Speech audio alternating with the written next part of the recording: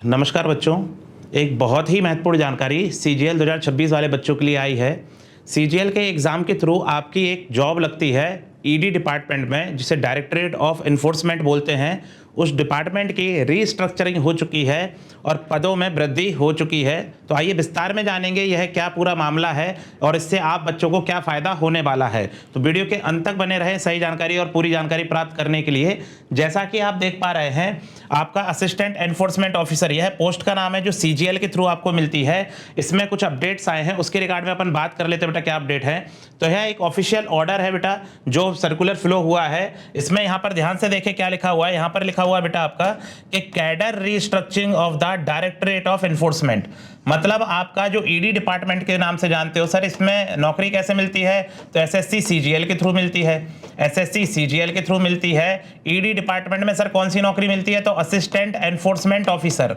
कौन सी नौकरी मिलती है बेटा? Assistant enforcement officer. तो यहाँ पर रीस्ट्रक्चरिंग कर दी गई है, मतलब डिपार्टमेंट में पदों की संख्या वृद्धि कर दी गई है। किस हिसाब से वृद्धि कर दी गई है देखें, यहाँ पर पोस्टों के नाम दिए गए हैं और यहाँ पर ये बताया गया सैंक्शन स्ट्रेंथ। सैंक्शन स्ट्रेंथ का मतलब होता है जितने लोग वर्तमान में उस पद पे काम कर रहे हैं। और दूसरा लिखा है रिवाइज्ड स्ट्रेंथ, मतलब उनको कितने लोगों की भर्ती और करानी है, इस बारे में जानकारी दी गई है आपको। तो यहाँ पर पदों के नाम लिखे गए हैं, पे लेवल बताया गया है आपका पूरा। जैसे डायरेक्टर की पोस्ट है तो डायरेक्टर की पोस्ट आपकी एक ही पोस्ट थी। डायरेक्टर की पोस्ट कितनी थी बेटा? यहाँ पर देखें आप, एक ही थी, उसको इन्होंने एक ही रखा है। इसी तरह स्पेशल डायरेक्टर की पोस्ट 7 थी, उनको 7 ही रखा, उसमें कोई बदलाव नहीं करा। लेकिन अगर आप देखेंगे एडिशनल डायरेक्टर की पोस्ट अगर आप देखेंगे तो इसमें 10 पोस्ट थी, 10 से बढ़ाकर 24 की गई है। मतलब कितनी नई पोस्ट शामिल की गई हैं? 14 नई पोस्ट शामिल की गई हैं। कितनी नई पोस्ट शामिल की गई हैं? 14 नई पोस्ट शामिल की गई हैं। हम हमारे मतलब की बात कर लेते हैं कि सर हमारे काम की इनमें से कौन सी है। तो आपको यहां पर देखना पड़ेगा। यहां पर आप देख रहे हो सबसे आखिरी में यह है assistant enforcement officer. Assistant enforcement officer की पोस्ट है जो आपको किसके थ्रू मिलती है? सीजीएल के थ्रू मिलती है, जिसको एईओ बोलते हैं शॉर्ट में। इसकी पोस्टों में क्या वृद्धि की गई है उसको देखते हैं। सैंक्शन स्ट्रेंथ, मतलब वर्तमान में काम कर रहे लोगों की संख्या कितनी है? 425 है।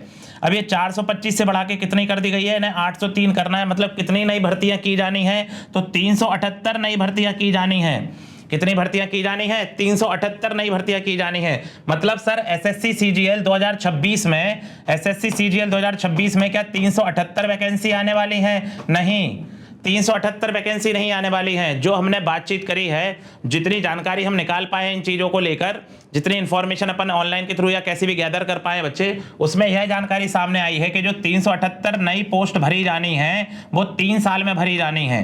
कितने साल में भरी जानी है? 3 साल में भरी जानी है। 3 साल में बेटा ये पोस्ट पहले आपकी 50% पहले वर्ष में भरी जाएंगी, फिर 25%, फिर 25%।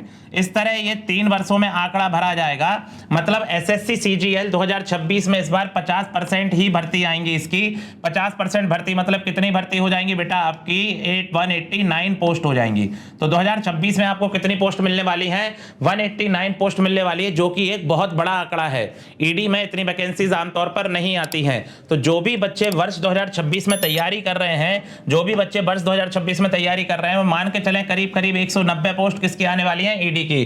तो सीजीएल 2026 में आपको ईडी डिपार्टमेंट में एईओ की करीब करीब कितनी पोस्ट मिलने वाली है बेटा? 190 पोस्ट मिलने वाली है, जो कि एक बहुत बड़ा आंकड़ा है। तो इस बार 2026 में एक के बाद एक सौगात मिलती जा रही है आप बच्चों को। पहले डबल एओ की पोस्ट निकाली गई, जो करीब आपकी 1500 से ज्यादा पोस्ट आई हैं आपकी।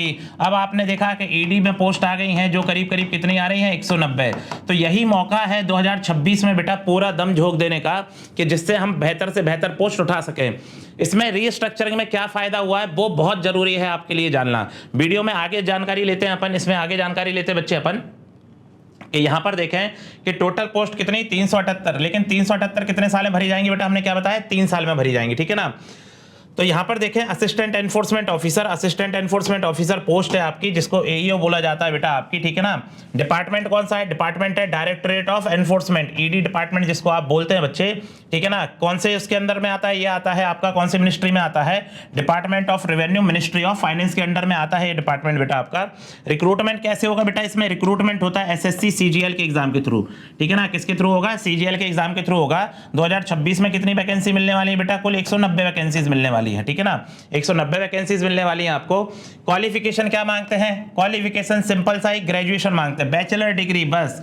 किसी भी स्ट्रीम में हो, किसी भी यूनिवर्सिटी से कोई मतलब नहीं, सिर्फ एक बैचलर डिग्री होना चाहिए आपके पास में। एज लिमिट क्या मांगी जाती है बेटा, इसमें एज लिमिट मांगी जाती है 18 से 30 वर्ष की इसकी आयु होती है, ठीक है ना। 18 से 30 वर्ष तक आप फॉर्म भर सकते हैं।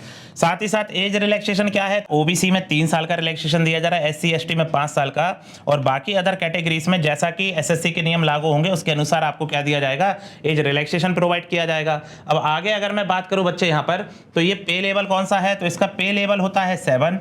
सैलरी स्ट्रक्चर आपका ये रहता है पे scale. Sir approximate salary in hand कितना बनती होगी, तो सैलरी इन हैंड करीब करीब अप्रोक्सीमेट बेटा आपकी 80 से 85 हज़ार के आसपास बनती होगी। कितना बनती होगी, 80 से 85 हज़ार के आसपास अभी आपकी वर्तमान में इसकी सैलरी बन रही होगी।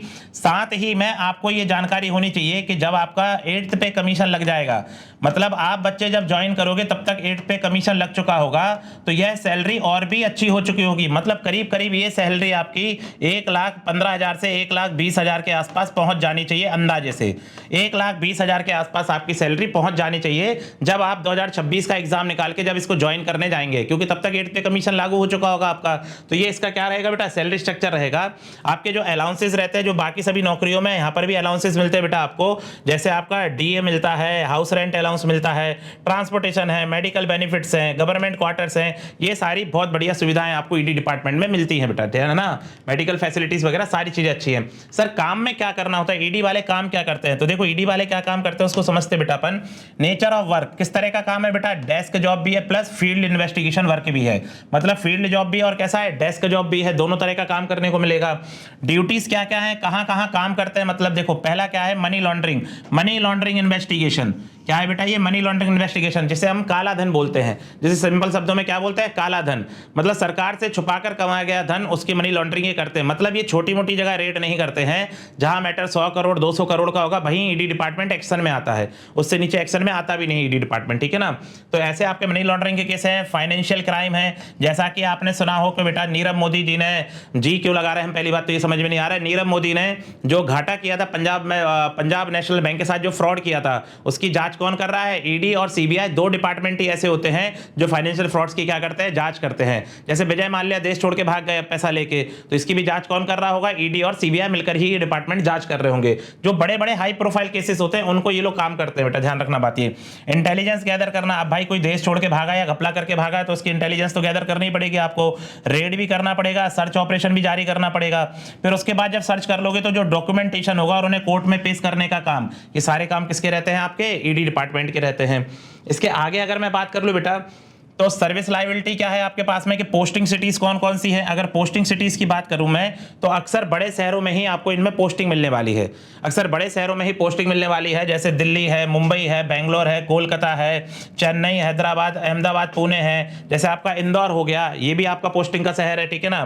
चंडीगढ़ है, लखनऊ है, पटना है, गुवाहाटी है, इस तरह के शहर। इंदौर में भी पोस्टिंग हो सकती है ईडी से आपकी, ठीक है ना। तो ये सारे बड़े शहर जितने भी होते हैं वहां पर आपको ईडी की क्या मिल सकती है, पोस्टिंग मिल सकती है बेटा। ये सबसे जरूरी बात आपकी जानकारी के लिए, इस वीडियो के अंदर सबसे महत्वपूर्ण बात जो है वो यह है कि सर प्रमोशन का हिरार्की क्या है। प्रमोशन का हिरार्की क्या है बेटा, जब आप ज्वाइन करोगे ना तो आप एईओ की पोस्ट पे करते हो, असिस्टेंट एनफोर्समेंट ऑफिसर। किस पे करते हो, असिस्टेंट एनफोर्समेंट ऑफिसर। 3 से 4 साल नौकरी करने के बाद पहला प्रमोशन लगता है, तब आप बनते हो एनफोर्समेंट ऑफिसर। मतलब आपके नाम के आगे से क्या हट जाता है, असिस्टेंट हट जाता है। फिर उसके बाद जो आपका प्रमोशन होता है वो होता है असिस्टेंट डायरेक्टर। ये आपका ग्रेड ए, ग्रुप ए की पोस्ट है। ग्रुप ए मतलब बेटा क्या, आपका जो यूपीएससी के थ्रू भरी जाती है। हाँ सही सुन रहे हैं आप, जो किसके थ्रू भरी जाती है, यूपीएससी के थ्रू। डायरेक्ट रिक्रूटमेंट नहीं होता इन पोस्टों पे, लेकिन यूपीएससी के थ्रू जिन पोस्टों पे रिक्रूटमेंट होता है वो सारी ग्रुप ए की कैटेगरी में आती है।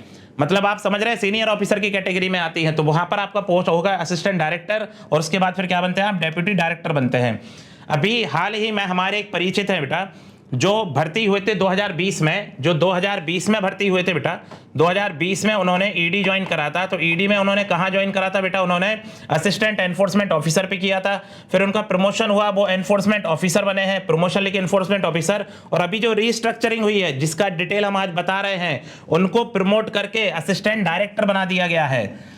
असिस्टेंट डायरेक्टर बना दिया गया है। मतलब 2020 में उन्होंने ज्वाइन करा था और 2026 में वो क्या बन गए हैं, असिस्टेंट डायरेक्टर बन गए हैं। मात्र 6 साल की नौकरी में, 6 से 7 साल की नौकरी में वो क्या बन गए बेटा, असिस्टेंट डायरेक्टर बन गए हैं।